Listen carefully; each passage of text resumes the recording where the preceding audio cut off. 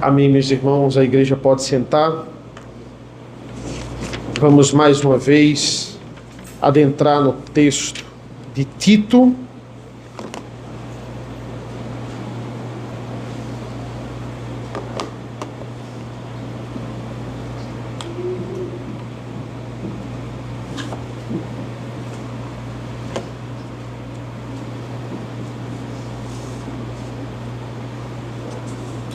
Tito capítulo 3,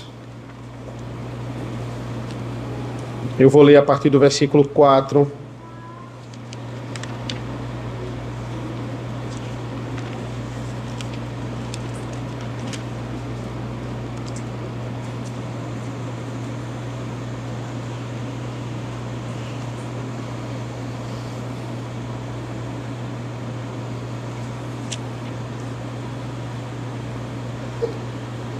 Tito, capítulo 3,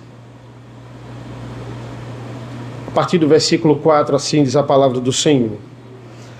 Mas quando se manifestou a bondade de Deus, nosso Salvador, e o seu amor para todos, por todos, Ele nos salvou, não por obras de justiças praticadas por nós, mas segundo a sua misericórdia, Ele nos salvou mediante o lavar regenerador e renovador do Espírito Santo, que Ele derramou sobre nós ricamente por meio de Jesus Cristo, nosso Salvador, a fim de que, justificados por graça, nos tornemos seus herdeiros segundo a esperança da vida eterna. Fiel é esta palavra e quero que você fale ousadamente a respeito dessas coisas, para que os que creem em Deus se empenhem na prática de boas obras. Essas coisas são excelentes e proveitosas para todas as pessoas. Evite discussões tolas, genealogias, controvérsias e debates sobre a lei, porque são inúteis e sem valor. Evite a pessoa que provoca divisões, depois de admoestá-la uma ou duas vezes, pois você sabe que tal pessoa está pervertida, vive pecando e por si mesma está condenada. Quando eu lhe enviar Ártemas ou Tíquico, faça o possível para vir ao meu encontro em Nicópolis.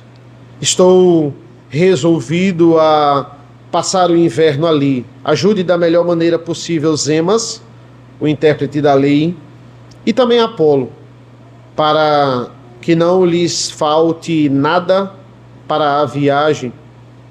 E quanto aos nossos, que aprendam também a se empenhar na prática de boas obras a favor dos necessitados, para não se tornarem infrutíferos. Todos os que estão comigo mandam saudações a você. Dê saudações àqueles que nos amam na fé. A graça esteja com todos vocês. Senhor nosso Deus, nosso Pai, nos abençoa para que tuas verdades elas possam ser proclamadas nesta manhã mais uma vez. Nós te agradecemos por esse momento onde mais uma vez vamos desfrutar do teu evangelho. Nos abençoa, nos capacita, nos instrui, em nome do teu Filho amado Jesus. Amém. Irmãos, hoje vamos concluir essa carta que fala tanto aos nossos corações sobre como nós devemos nos comportar dentro e fora da igreja. É isso que Tito fala tanto, que não só basta você ser um cristão dentro da igreja. Você só vai adornar a doutrina de Deus se de fato o seu testemunho ele for um testemunho submisso à escritura da palavra. Então ele fala sobre o perigo dos falsos mestres. Ele fala como nós devemos de fato, nós vimos na semana passada, nos submetermos à autoridade. E o texto que a gente leu agora, a partir do versículo 4 do capítulo 3, ele é fundamental para o imperativo que ele nos disse na semana passada, dos versículos de 1 a 3, sobre o fato de nós nos sujeitarmos à autoridade. Eu já disse isso aqui algumas vezes. Paulo, esse é o método dele. Ele trabalha sempre com dois modos verbais. Ele trabalha com o indicativo e o imperativo. Ele dá a ordem, depois ele explica o porquê dessa ordem. E sempre o porquê dessa ordem é cheia de teologia. Nós temos teologias profundas nos indicativos de Paulo. A tendência aqui do capítulo 3 é ele dizer, olha, sejam pacificadores. Não sejam revolucionários, briguentos. Sejam bondosos no trato com a autoridade. Porque, versículo 3, ele vai dizer, antigamente, no passado, quando vocês não eram cristãos, vocês eram o contrário de tudo que vocês são agora. Vocês não agem mais como o ímpio age. E o que foi que mudou em vocês? Que de fato trouxe mudança. Porque vocês não são mais assim como os ímpios. E agora ele vai explicar dos versículos 4 a 7. O versículos 4 a 7, irmãos, é um resumo do que nós chamamos de teologia reformada. Os versículos 4 a 7 é o resumo de Romanos, é o resumo do que nós chamamos e entendemos por fé, teologia reformada. Porque ele diz assim no versículo 4: mas quando se manifestou a bondade de Deus, nosso Salvador, e o seu amor por todos, ele nos salvou, não por obras de justiça praticada por nós, mas segundo a sua misericórdia. Qual é um dos pontos maiores da teologia reformada? Quem começou essa obra não foi eu, nem foi você. Essa obra começa Cristo, Deus determinando, Deus mostrando esse plano, traçando esse plano, o Senhor executando este plano, Jesus executando. O início dessa obra, o meio dessa obra e o fim dessa obra é executado por Deus. Esse é um dos grandes alicerces da teologia reformada. A salvação é meramente uma obra da graça. E por que isso, irmãos? Porque fundamentar, Paulo vai pegar o final dessa carta apenas para fundamentar a fé bíblica. Porque ele está dizendo, olha, ele quis organizar essas igrejas como instituição. Olha, essas igrejas são instituições porque elas têm liderança. E essa liderança precisa ser formada. Mas não apenas isso. Essa liderança agora, ela precisa estar fresco na memória delas. Essa base aqui reformada, digamos assim. Paulo não vai usar essa palavra, essa é uma palavra atual. Mas essa base bíblica doutrinária, isso aqui é o que deve ecoar desses líderes que foram separados, para que de fato a igreja ela se sustente. Diante disso, irmãos, o versículo 4 nos diz que a bondade de Deus ela se manifestou. Nós vimos isso na semana passada. Esse manifestar é o ato de Jesus vir ao mundo. É o ápice da bondade de Deus se manifestando. É quando ele entrega o seu filho. É o marco, é a manifestação da bondade de Deus. Mas ele nos diz uma coisa curiosa aqui. Ele vai dizer que essa bondade se manifestou e trouxe salvação a todos. Mas quando se manifestou a bondade de Deus, nosso Salvador, seu amor por todos. Deus ama a todos? Será que é isso? Será que Jesus ama a todos? Seu amor por todos. O que é isso? Isso é um dos grandes debates e um dos grandes alicerces da teologia reformada. Por quê? Porque a teologia reformada defende um ponto do calvinismo chamado de expiação limitada. Ou seja, esse sacrifício de Cristo, ele foi limitado apenas às pessoas que ele separou. E de fato nós dizemos que aqueles que ele separou, ele amou. Não tem como ele não separar uma pessoa para o céu e dizer que ama ela. Separar, decretar aquela pessoa para o inferno e dizer, não, mas eu amo você. Não. Deus só ama aqueles que ele separou para o céu.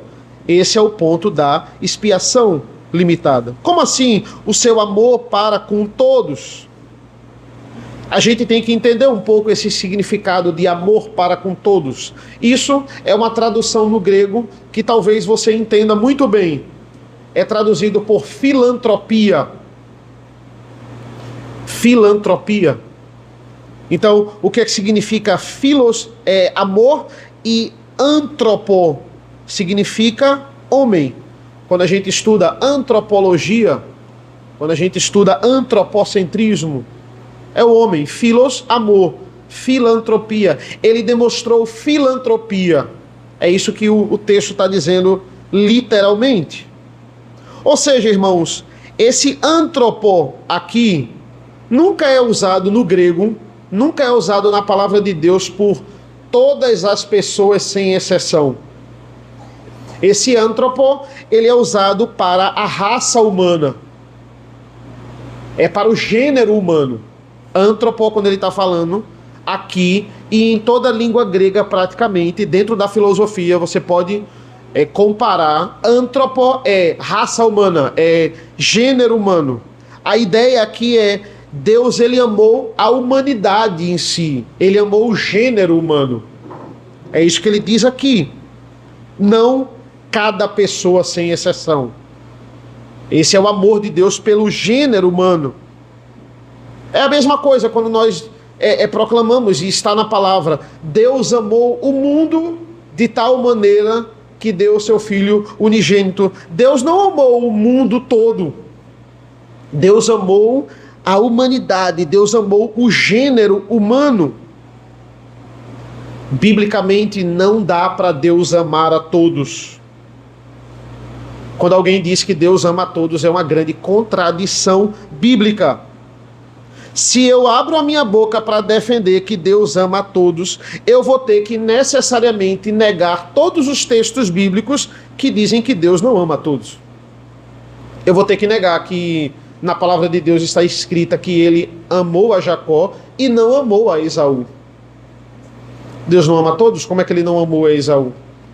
Como é que ele aborreceu? Como é que ele odiou Esaú? Eu vou ter que negar Romanos 9, que diz que Deus tem misericórdia de quem quer. Se ele tem misericórdia de quem quer, ele não tem misericórdia de todos.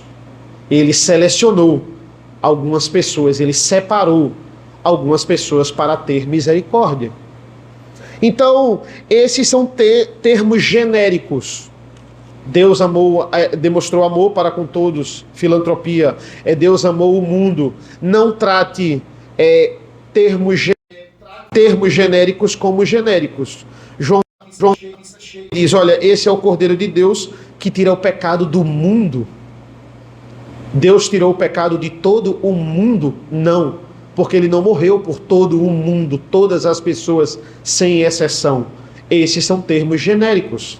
Trate termos genéricos como termos genéricos. Não podemos afirmar que Cristo tira o pecado de todos sem exceção. Ele vem, se eu digo isso, o inferno está vazio. Se Deus morreu por todos, para que inferno? Só para os demônios, porque para a humanidade não existe inferno. O inferno está completamente vazio. Ninguém poderia ir para lá. Não. A teologia reformada parte da verdade bíblica. E nenhum ponto se contradiz. A expiação limitada é uma verdade bíblica. O fato do amor de Cristo, ele se manifestar de uma forma geral. Todos sabem, e veja isso, né? O fato de que Cristo veio e morreu, todos sabem disso, todos têm essa informação. O crente, o descrente, ele crê nesse fato de que Cristo veio. Não, foi uma pessoa muito boa, morreu, mas aí ressuscitar já é demais. acreditar que ele ressuscitou e ele veio por nós e linkar a sua história com a minha salvação, é apenas um conhecimento que o Espírito Santo pode dar. É uma revelação especial. Esse fato ser salvífico para a minha vida é dado a alguns isso, através da iluminação do Espírito Santo. Versículo 5, ele diz: ele nos salvou, não por obras de justiça praticada por nós, mas segundo a sua misericórdia, não pelo mérito, e sim pela graça, pela misericórdia de Deus. Nunca foi por obras humanas. Salvar aqui é traduzido por curar. Ele nos curou espiritualmente. A Bíblia fala que ele carregou as nossas enfermidades. Veja como o pecado ele é tratado como doença mesmo. Você estava doente em seus delitos e seus pecados. Ele veio com a cura. Ele lhe curou. Versículo 5 ainda, da metade aqui para o final, ele vai dizer: ele nos salvou como? Mediante o lavar regenerador e renovador do Espírito Santo. Ou seja, a salvação é uma obra de Deus, executada pelo Filho e aplicada em nossas vidas pelo Espírito Santo. Esse é o papel do Espírito Santo. Ele aplica essa obra executada pelo Filho, planejada pelo Pai, em nossas vidas. Ele nos convence dessa obra. Veja que é uma ação externa. Esse convencimento da obra de Cristo não é uma coisa que eu tirei a minha conclusão e agora eu entendi. Não, é dado por mim. Ele vai falar aqui da regeneração, o lavar regenerador. Essa regeneração não parte de mim. Essa é a base da teologia reformada. É uma regeneração do Espírito Santo. É uma ação exclusiva dele. Sem isso, eu não respondo com arrependimento genuíno. É um falso arrependimento. Eu acho que é um arrependimento. Simplesmente, eu estou morto. Essa é a visão de Efésios, por exemplo. Eu estou morto no meu delito, no pecado. Morto não tem opinião própria. Morto não age. Eu preciso ser regenerado. Quando ele fala aqui, o lavar regenerador e renovador do Espírito, isso linka diretamente com o batismo. O que simboliza a água do batismo? É o Espírito Santo, que está nos lavando, que está nos renovando, nos regenerando. A representação externa do Espírito Santo do batismo é a água.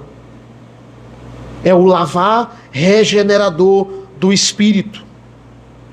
Batismo com o Espírito Santo, irmãos. A teologia reformada, ela abomina você atrelar batismo com o Espírito Santo a falar em línguas. A você falar numa língua estranha que eles dizem ser a língua dos anjos. E eu posso afirmar categoricamente que ali não é a língua dos anjos. Não é língua dos anjos, não é língua de nada. Ali não é batismo com o Espírito Santo. Batismo com o Espírito Santo é nada mais, nada menos que conversão. Todos nós fomos batizados com o Espírito Santo quando nós nos convertemos. E o sinal externo da nossa conversão é o nosso batismo com a água. É onde nós estamos mostrando para a igreja, é onde nós estamos mostrando perante os homens, é o sinal visível de uma graça que você recebeu invisível, que é o batismo com o Espírito Santo. O sinal visível é o batismo perante a igreja. Então, a água é o Espírito Santo que lava você. Por isso que tem que ter água. Não pode ser outra coisa, não pode ser outro elemento. Esse é o lavar regenerador. Pode ser por aspersão, pode ser por imersão. Não é pecado ser por imersão. Mas por que a igreja presbiteriana, por exemplo, adotou a aspersão? Porque a aspersão, comparado à imersão, é a melhor representação desse lavar regenerador. Por quê? Porque o Espírito Santo vem de cima. E tudo que vem de cima molha primeiro a sua cabeça. A aspersão e a imersão podem ser executadas. Por isso que a gente aceita qualquer um que venha de outra denominação e foi batizado por imersão. Mas a aspersão melhor representa esse lavar regenerador. Porque o lavar regenerador vem de cima. Como eu disse, o sacramento é o sinal visível da graça invisível. O Espírito Santo nos batizou e ele fez duas coisas quando nos batizou. Duas coisas. Ele nos regenerou e ele nos renovou. O batismo com a água pode ser visível a todos. Mas o batismo com a água é apenas uma confirmação perante os homens daquilo que o Espírito Santo fez em nossas vidas perante Deus, que foi de fato nos iluminar, nos regenerar. Entenda, essa não pode ser uma obra posterior à conversão, como algumas pessoas acreditam. Ele se converteu, aí ele adentrou ali no Evangelho, e aí depois ele foi batizado com o Espírito Santo, falou em língua, já é um novo estágio da conversão. Não. O batismo com o Espírito Santo acontece na conversão, no ato da conversão. O Espírito Santo ele vai agir, é o primeiro passo da conversão. É a partir do momento em que você deixa de ser um perdido, deixa de ser um morto, e você é ressuscitado em Cristo Jesus. É o novo nascimento. É a origem dessa palavra. O que significa regenerar? É gerar novamente. É gerar novamente. Uma melhor ilustração desse regenerar é a ressurreição de Lázaro, por exemplo. Jesus, ele chega na ressurreição de Lázaro quando ele estava absolutamente morto. E entenda, todo milagre de Jesus tem uma aplicação teológica profunda. Não é simplesmente ali. Ele fez literalmente aquilo, a gente não acredita que aquilo ali é uma analogia, um símbolo. Ele de fato ressuscitou Lázaro e ali por trás tem uma grande aplicação. Qual é a grande aplicação da ressurreição de Lázaro? Aquilo que Deus fala acontece. E a gente não pode resistir ao que Jesus fala. Se ele nos chamou, esse chamado é irresistível. Essa é uma das grandes bases da teologia reformada. Ele diz: Lázaro, saia para fora. Lázaro, saia desse túmulo. E acontece. Não tem como... Não. Lázaro, se você quiser, saia. Lázaro, veja aí. Se você quiser continuar onde você... Não tem problema. Lázaro, saia. E acontece. A palavra de Jesus tem poder nela. Não é uma palavra vazia. A mesma palavra que cria, quando diz haja luz, é a palavra que recria, quando diz assim: você estava morto, agora você vai ressuscitar em Cristo Jesus. Você vai entender de forma salvífica tudo que está aqui na palavra de Deus. É o mesmo poder. Se a palavra de Jesus não tivesse poder, ele iria passar vergonha ali na hora de Lázaro, porque ele não ia ressuscitar. Ia ser uma palavra vazia. É a mesma coisa de eu tentar ressuscitar alguém num velório. Se eu for inventar de tentar ressuscitar alguém do velório, eu vou passar vergonha, porque a minha palavra não tem poder. Ela não tem poder algum. Eu apenas transmito as palavras poderosas de Jesus, mas a minha palavra em si, ela não carrega poder, porque eu não sou Cristo Jesus. Então ele nos recria através do lavar regenerador do Espírito Santo.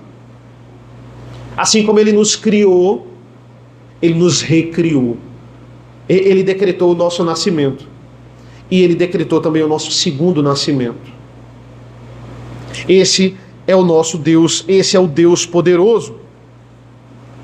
Quando Deus chama, só resta ao pecador obedecer. Não tem como você escolher. Agora não. Se é agora não, ele não lhe chamou. Se você não quer, não é porque você não quer, é porque Jesus não lhe chamou. Porque se ele chamar, você vem. Você não tem capacidade, você não tem poder de escolher, de negar esse chamado. Versículo 6 vai dizer assim: e que ele derramou sobre nós ricamente, por meio de Jesus Cristo, nosso Salvador. Esse é o batismo com o Espírito Santo. Veja como a aspersão, ela demonstra melhor essa figura de linguagem. Ele batizou por meio de quem? Por meio de Jesus Cristo. Ou seja, Jesus nos regenera por meio do Espírito Santo, e o Espírito Santo, ele é derramado por meio de Jesus Cristo. Irmãos, o que é que a gente pode concluir até o versículo 6 aqui? Conversão não é uma obra simples. Conversão é tão trabalhoso que requer todas as pessoas da Trindade. O Pai tem que trabalhar, o Filho tem que trabalhar e o Espírito Santo tem que trabalhar para eu e você a gente deixar de ser morto e ressuscitar em Cristo Jesus. Ou seja, como é que alguém pode achar que nessa obra tão difícil Deus precisa da minha ou da sua ajuda? Como é que a gente pode ajudar de alguma forma nós que estávamos mortos? Como é que a gente pode colaborar? Olha, dizendo assim, olha, a gente fez aqui 50%, agora é com vocês. Nós não temos capacidade de colaborar com isso. Não temos. É uma obra do Deus Trino. Versículo 7. A fim de que, justificados por graça, nos tornemos herdeiros segundo a esperança da vida eterna. Ele diz, agora que você foi batizado com o Espírito Santo, todos nós fomos, você agora experimenta desse seu status, você é um herdeiro. Essa é a palavra que ele vai dizer aqui. Herdeiro, ele tem a promessa de receber a herança, mas ele ainda não recebeu a herança. Ele vai receber num determinado momento. Você já desfruta desse status de herdeiro, mas você ainda não recebeu a herança. O seu status hoje é de herdeiro. Qual é a sua herança? É a vida eterna. Veja, nesses 4 versículos, eu tenho um resumo de Romanos. Versículos 4, 5, 6 e 7. Nesses 4 versículos eu tenho bondade, amor, justiça, salvação, regeneração, renovação, batismo com o Espírito Santo, justificação pela graça, herança e esperança da vida eterna. Esse é o cerne do que cremos. 4 versículos, Paulo vai separar em Tito para dizer, esse é o conteúdo das igrejas de vocês em Creta. Esse é o conteúdo dos líderes de vocês em Creta. É isso aqui que vocês têm que passar. Paulo nos diz, é isso que deve sustentar a instituição cristã. Por que eu digo que nós devemos defender a igreja como instituição? Porque é isso que baseia a instituição. Líderes constituídos. É uma organização. Veja, Tito, você não vai sair daí sem os presbíteros constituídos. Em outras cartas, em Timóteo, ele vai falar da constituição dos diáconos, da necessidade da diaconia, presbiterato. Isso constitui instituições organizadas.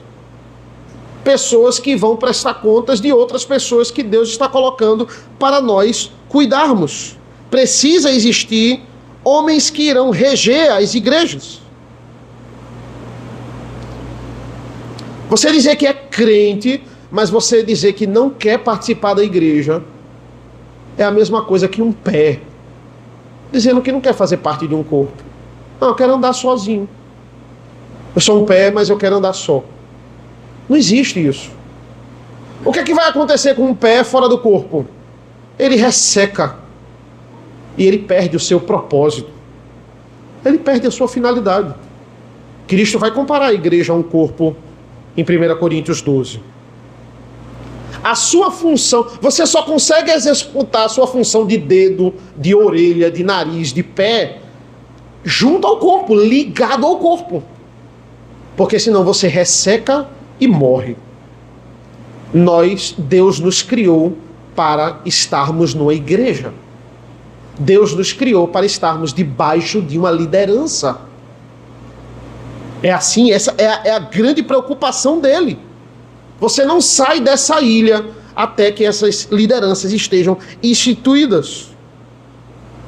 Jesus vai dizer: eu sou a oliveira e vocês são os ramos. Ou seja, vocês não fazem nada sem a oliveira. Por isso que Jesus é o dono da igreja. Ele é o centro, ele morreu pela sua igreja. Porque ele é a grande oliveira e estamos conectados a ele. Irmãos, o nosso segundo ponto é o que Paulo faz nos versículos aqui de 8 a 11. Ele vai falar sobre novos convertidos aqui. Veja o que ele diz a partir do versículo 8. Fiel é esta palavra, e quero que você fale ousadamente a respeito dessas coisas, para que os que creem em Deus se empenhem na prática de boas obras. Essas coisas são excelentes e proveitosas para todas as pessoas. Agora que ele nos deu a fundamentação aqui da teologia que nós consideramos reformada, ele vai nos dar a ordem, ele vai falar do que é esta palavra aqui e como os novos convertidos deveriam, como os membros em geral da igreja de Creta deveriam se comportar. É interessante porque existe uma formalidade fora do comum no vocabulário de Paulo a partir do versículo 8. Ele estava falando ali de forma, não de forma informal, mas de uma forma mais simples. Agora existe uma ênfase. Essa formalidade da linguagem aqui do versículo 8 é para nos mostrar uma ênfase. E qual é o resumo dos versículos 8 a 11, irmãos? Aqui, esse último parágrafo aqui, digamos assim, dessa perícope. O que Paulo está dizendo na prática é mais ação e menos discussão. O que ele está querendo dizer aqui é faça mais e fale menos dentro da igreja. Ele diz para que se empenhe, olha, na prática de boas obras. Mais uma vez ele volta para a ideia das boas obras. Ele está dizendo: salvação pela graça, como a gente viu na semana passada, não anula de forma nenhuma a execução de boas obras. Esse se empenha aqui é interessante porque ele vai dizer, creem que em Deus e se empenhem na prática de boas obras. Ele é melhor traduzido por um ansioso. Esteja ansioso na prática de boas obras. E como assim, pastor? Porque ansiedade é pecado, não andeis ansiosos, mas o pecado ali é na não confiança em Deus. Essa ansiedade, é mais uma euforia. Olha, você deve estar ansioso, querendo muito praticar boas obras. Não ansiedade, não confiança em Deus. Jesus vai dizer, não andeis ansiosos pelo que vestir, pelo que comer, nessas coisas de suprimentos, de bens materiais. Busque em primeiro lugar o reino dos céus, e isso eu vou lhe dar. Se você ficar preocupado com isso, você vai perder tempo e não vai focar no reino dos céus. Essa ansiedade que é pecado. Mas quando ele fala aqui de estar ansioso na prática de boas obras, ele está falando na euforia, no empenho. Queira muito a ação, queira muito praticar boas obras. Ele vai dizer no final do 8, isso é proveitoso e excelente para as pessoas. Ou seja, mais ação. Existe um fenômeno que aconteceu em 2009, a partir de 2009 nos Estados Unidos, que é o reavivamento do calvinismo.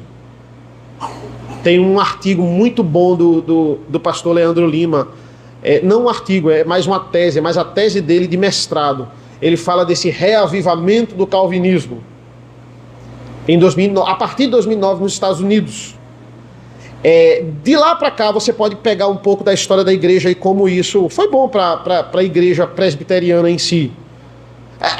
A segunda década do século XXI ela é palco de um grande descortinar da teologia reformada. A gente tem livros maravilhosos sendo traduzidos, e isso adentrando no conhecimento da igreja. A gente pode dizer aí que a segunda década foi essa década do descortinar, e a gente desfruta disso, mas permitam eu expressar o meu incômodo com os ditos calvinistas. É a forma como eles depois de descobrirem isso, depois desse descortinar, só ficarem na teoria. A maioria desses calvinistas, desses estudiosos, eles agora, entendendo salvação pela graça, entendendo de fato os 5 pontos do calvinismo e o que é a predestinação, eles pararam de trabalhar. Esse é o grande ponto negativo aí. Existiram pontos mais positivos do que negativos. Mas esse é um ponto que de fato me incomoda. Você vê a profundidade teológica, digamos assim, porque Paulo recebe a revelação direta do nosso Deus, mas como ele não parava de trabalhar. Que toda essa nossa fundamentação teórica não existe sentido se a gente não colocar em prática. Nós precisamos trabalhar. Por quê? Porque senão a gente vai fazer como a maioria dos novos calvinistas, que são acadêmicos infrutíferos. Teoria é fundamental, teoria é o alicerce. Mas para que o alicerce se você não vai construir o prédio? Para que eu investir no alicerce de um prédio de 30 andares se eu não vou construir o prédio? Não, é só para eu ter o alicerce. Eu só quero o alicerce. Não tem sentido. Toda essa teoria que nós recebemos precisa de ação, precisa de trabalho, precisa de prática de boas obras. Ele deixa claro, veja, isso não é para nós obtermos a salvação. Não é para... Veja, é um trocadilho que nós temos, né? Não somos salvos pelas obras, somos salvos para as obras. Essa é a ideia. E uma das características dessas boas obras, Tito bate muito nessa tecla, tem a ver com respeito. Tem a ver com cordialidade. Tem a ver pelo respeito, pelo amor que você demonstra ao outro, pelo membro da igreja, pelo líder da igreja. Veja, quando ele fala aqui no início do capítulo 3 sobre o respeito às autoridades, ele não deixa especificado se isso aqui é uma autoridade fora da igreja ou dentro da igreja. Ele não está dizendo, olha, isso é o respeito aos soldados ou é o respeito aos presbíteros. Ele não diz especificamente. Mas aqui pode ser aplicado, então, se ele não especifica, aqui pode ser aplicado para as duas autoridades. Porque nós devemos prestar respeito às duas autoridades. Tanto dentro da igreja, como fora da igreja. Olha, quanto desrespeito generalizado contra as autoridades. O que é que os livros ensinam? O que é que o cinema ensina? Quem são os mocinhos? Os rebeldes. Quem são os heróis? Aquele que vai contra a autoridade. Porque toda autoridade nos filmes e livros são vilões. Eles são aqueles que desrespeitam, são aqueles que usam o poder para dominar o mundo, né? Isso acontece algumas vezes, mas é sempre o que nos inclina. Aquele que é rebelde, aquele que desrespeita, é aquele que está certo. São os rebeldes. Vamos ficar do lado dos rebeldes. E o que é que acontece? Alunos não respeitam mais os professores. As pessoas não respeitam mais o guarda de trânsito. As pessoas se transformam no trânsito. E ali não deve nenhum do meu respeito. Eu não encaro mais como autoridade. A Bíblia nos inclina a um caminho totalmente diferente, a você de fato dar a César o que é de César e dar a Deus o que é de Deus. Esse respeito, essa cordialidade era o que vocês não eram. E isso também remete, sim, a boas obras. É muito comum dentro da teologia reformada as pessoas estudarem e acharem que conseguiram um conhecimento tal que agora elas são os seus próprios pastores. Eu só vou assistir a pregação do pastor, ou vou para a pregação do pastor, para comparar com a minha resolução daquilo que eu estudei sobre a teologia reformada. E vou ver se ele concorda comigo ou não. Se ele concordar comigo, ele é meu amigo. Se ele não concordar, preciso estudar mais, pastor. Porque eu estou mais avançado que o senhor. Eu sou melhor, porque eu... Pastor, quais são os teólogos que o senhor segue? Porque eu sigo esses aqui são bons. Esse aí que o senhor segue, já não vou mais ouvir o senhor. Eles são pastores deles mesmo. Paulo está dizendo, isso aí é besteira. É isso que Paulo está dizendo. Ele diz no versículo 9, isso aí é discussão tola, genealogia, controvérsias, debates sobre a lei, isso é inútil e sem valor. Ele está dizendo, olha, prática, ação, trabalho, respeito, cordialidade, amar o próximo, isso é proveitoso e excelente. Discussãozinha por ponto de teologia, e eu sei mais do que você, isso é inútil e sem valor. Versículos 8, versículos 9. É isso que nós devemos entender. Todo o nosso conhecimento que nós temos do Senhor, todo esse privilégio que nós temos de descortinar, isso é para as boas obras. Isso é para as boas obras.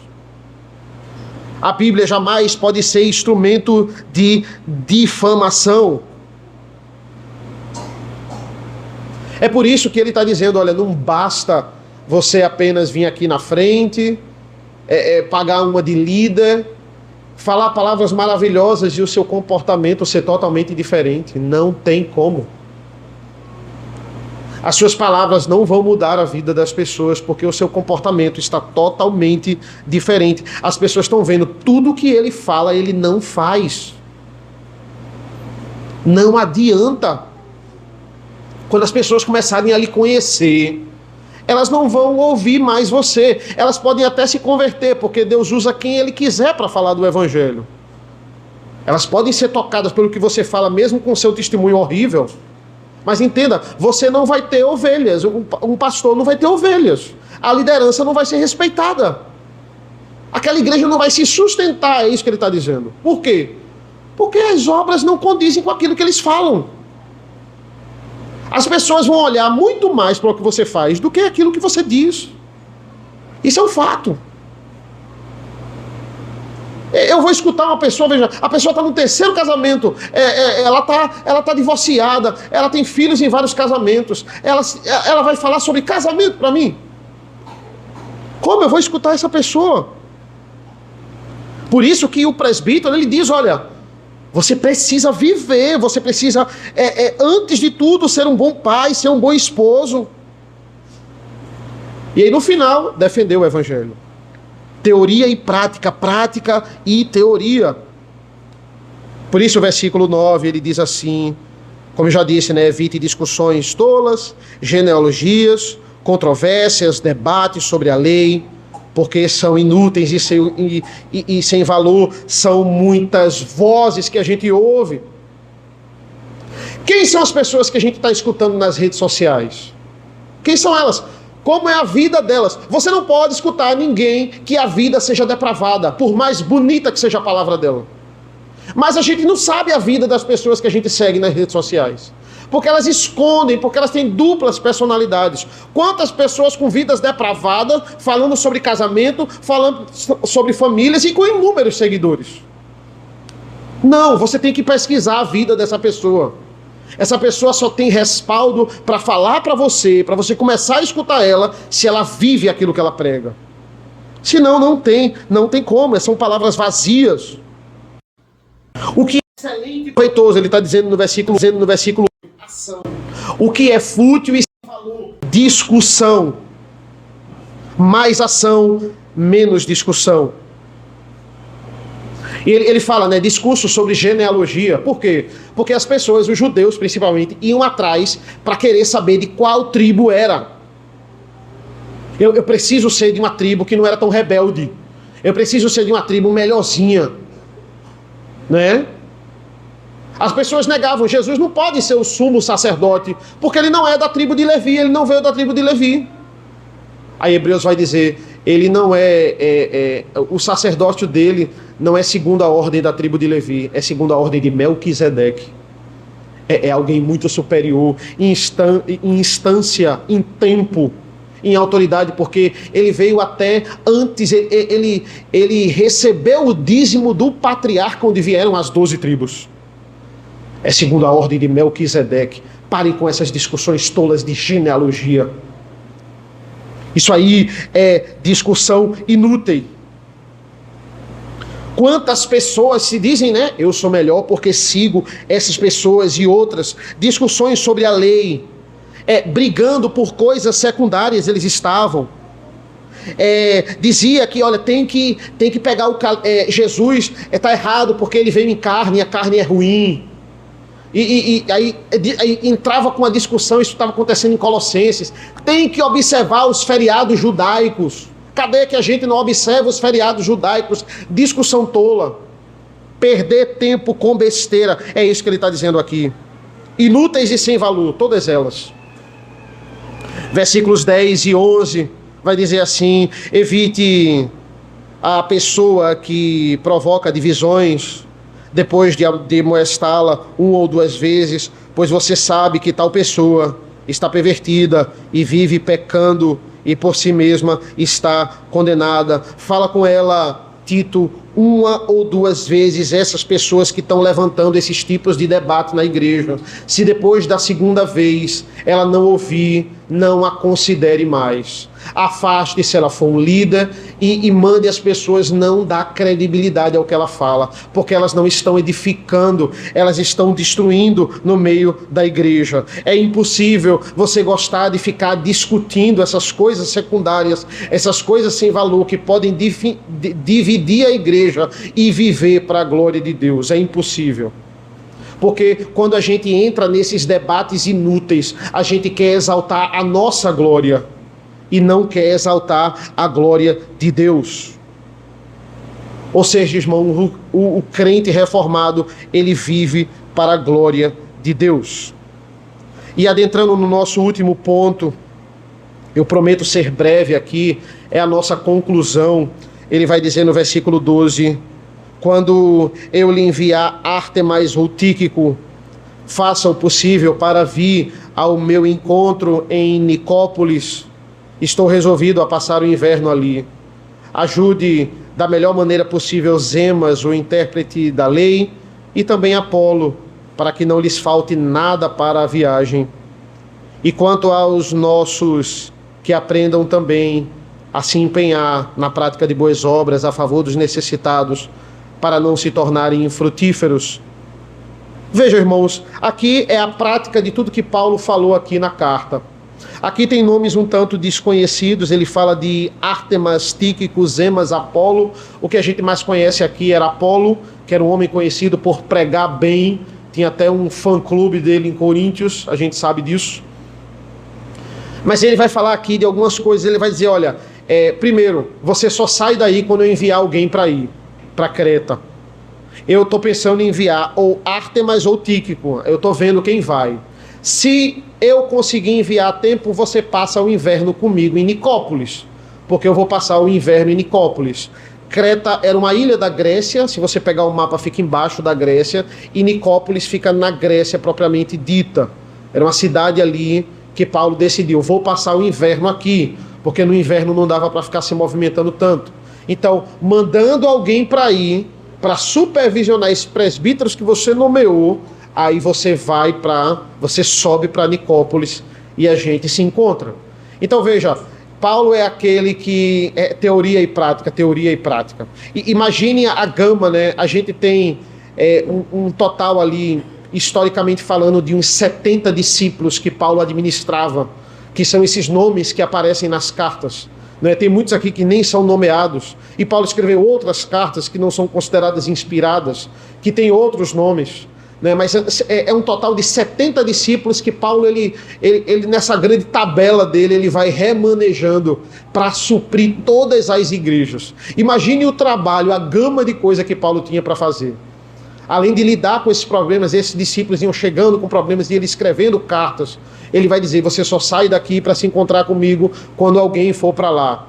E mais, vão 2 passar por aí pela ilha de Creta, Zemas e Apolo, e eu quero que Zemas, o intérprete da lei, e também Apolo. A gente não sabe se eles já estavam na ilha ou iriam passar pela ilha, mas eu quero que você supra ele com tudo aí que eles precisam, que nada lhes falte para a viagem. Ou eles estavam lá e iam viajar, ou eles iriam passar por lá e seguir viagem. Então eu quero que você supra eles para eles seguirem viagem. A ideia é essa aqui. Ele está dizendo, olha, tem uns que eu estou mandando para aí, você vem para cá, tem outros que vão passar aí, eu quero que você cuide. E mais, versículo 14, quanto aos que estão aí, que aprendam também a se empenharem na prática de boas obras, a favor dos necessitados, para que não se tornem infrutíferos. Ele está dizendo, olha, a prática de boas obras é fundamental. Esses líderes não só têm que ficar pregando, eles têm que agir. Entenda, toda cesta básica que a gente vier a dar nessa igreja, todo remédio que a gente vier a dar ao outro que está precisando, tudo isso tem um fim: a proclamação do Evangelho, o embelezamento da sã doutrina. Nenhum trabalho diaconal é meramente apenas social ou moral, no sentido de... Aí a gente não seria diferente de uma ONG ou de um movimento social. É o cuidar dos irmãos, é o fortalecer a igreja, é o evangelizar. Tudo visa a glória de Deus e a proclamação do Evangelho. Porque se essa obra for para ajudar o outro, só isso, ela é infrutífera. Olha, cuida para que esses homens, e aqui com certeza tinha diáconos também, não só presbíteros, porque a instituição de igreja não é só feita de presbíteros, é presbíteros e diáconos, que esses homens façam trabalhos e a obra deles, de fato, eles não sejam infrutíferas. Ou seja, o fim da boa fundamentação teórica é a prática de boas obras. É assim que nós mostramos que, de fato, somos salvos. Versículo 15, todos os que estão comigo mandam saudações a você. Dê saudações àqueles que nos amam na fé. A graça esteja com todos vocês. Todos aqueles que se acham comigo são os discípulos do ministério de Paulo. Dê saudações a eles, aqueles que nos amam na fé. O Senhor Jesus é a base do nosso amor. Ou seja, irmãos, recapitulando, capítulo 1, ele fala com os líderes da igreja. Como tem que ser os líderes da igreja e como não tem que ser, porque eles falam dos falsos mestres. No capítulo 2, ele fala especificamente à igreja. Ele diz, olha, como cada modalidade na igreja deve se comportar. E no capítulo 3, ele fala para líderes, para os membros, para o comportamento dentro e fora de Creta, inclusive. A nossa pregação e o que a gente faz, tudo, como a gente está falando até em Provérbios. Vamos voltar para Provérbios na próxima semana. Não é meramente moral, é o que nos distingue de tudo isso. E a grande mensagem de Tito não é para ser crente só dentro da igreja. Tem que ser em casa também, tem que ser na rua também, tem que ser praticando de fato boas obras, manifestando que você foi regenerado, que você foi renovado, que você foi não só lavado aqui no sacramento externo, mas que você foi de fato batizado com o Espírito Santo. Irmãos, qual é o significado da palavra bereano? Quando você diz assim, eu sou da igreja presbiteriana Bereia, eu sou um bereano. Bereano, biblicamente falando, é alguém que é muito familiarizado com as Escrituras. Bereano, biblicamente falando, é aquele que consulta tudo na palavra de Deus. Tudo que as pessoas estão falando, cada coisa eram assim. Era por isso que os de Bereia eram mais nobres que os de Tessalônica, porque tudo eles conferiam na Escritura. Não só basta ser bereano na igreja presbiteriana Bereia. Tem que ser um cristão digno em casa. Tem que ser um cristão digno no trabalho, nas viagens que você faz, nas rodas de amizade, nas salas de reunião, sozinho no seu quarto, sozinho no seu carro, dentro do seu carro, no trânsito, assistindo futebol, no trato com a esposa, com seus filhos. Vai além da igreja. Que nós possamos pensar sobre isso. Essa é a mensagem da carta de Paulo a Tito. Vamos orar? Senhor nosso Deus, nosso Pai, nós te agradecemos por esse momento. Nos abençoa nesta manhã, nos dá força para trabalhar, saúde e vigor, para embelezar a sã doutrina, como diz a tua palavra. Que nós possamos ser sal e luz, que nós possamos, quem sabe um dia, chegar aos pés dos bereanos do livro de Atos, aqueles que praticam a palavra, aqueles que sabem da verdade e praticam a verdade. Nos abençoa nesta manhã. É isso que nós pedimos e agradecemos em nome do teu Filho amado Jesus. Amém. Amém, meus irmãos.